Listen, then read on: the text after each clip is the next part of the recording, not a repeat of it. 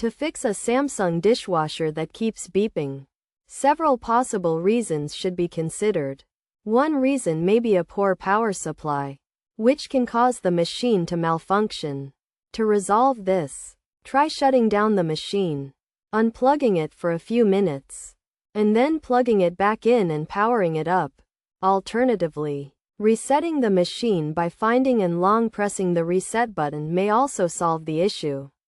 Another potential cause is using non-standard amounts of detergent and rinse aid.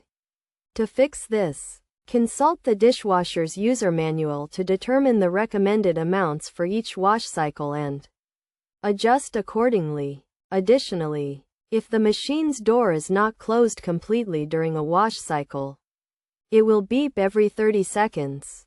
To fix this, power down the unit, ensure the door is properly closed, and then restart the machine and initiate the wash cycle. By following these steps, you should be able to resolve the issue and stop the beeping.